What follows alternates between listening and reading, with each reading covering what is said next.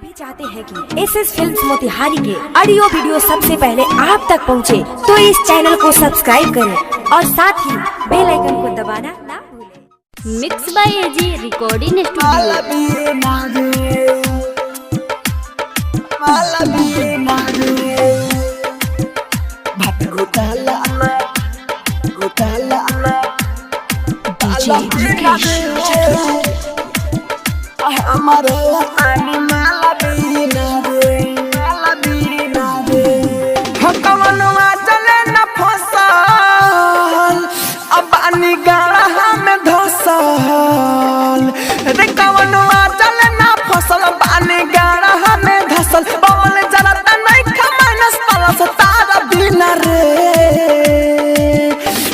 घोटाला ना डाल बिना रे अमर पानी माल बिना रे भात घोटाला ना डाल बिना रे अमर पानी माल बिना रे। Mix by AG recording studio. DJ Mukesh चकिया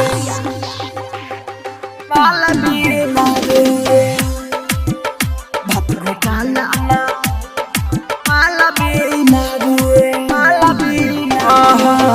बानी हम सुंदर मोर चेहरा बफाइन कवनो न मारे ले लाइन कलम सियाई बकोड़ा तारोज कॉपी पहोई कबले साइन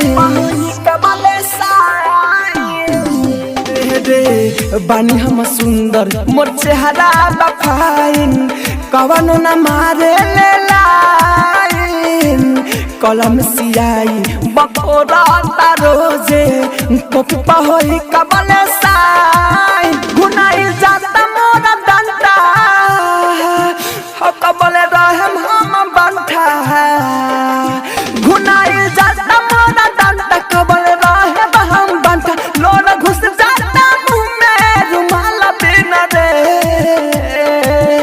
भात घोटाला ना डाल बिना रे अमर तानी माल बिना रे भात घोटाला ना डाल बिना रे अमर तानी माल बिना रे।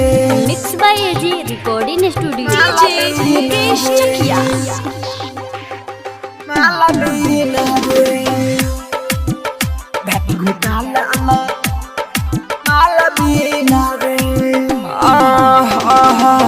राइटर छबीला अरसन से कहेम कादल कवनो जोगार करिया या मोटकी होखे चाहे छोटकी चाहे होखे मोटा बाड़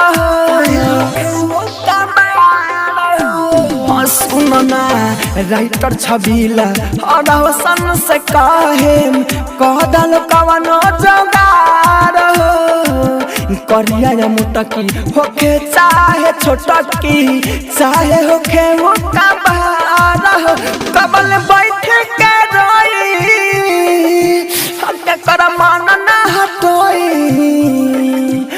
कबल बैठ के रोई के कर मन ना हटोई रोज भुइया सुते रहू तीरा पाल बिना रे भात घोटाला ना डाल बिना रे रोज तानी माल बिना रे भात घोटाला ना डाल बिना रे रोज तानी माल बिना रे। रोशनपुर सपहा।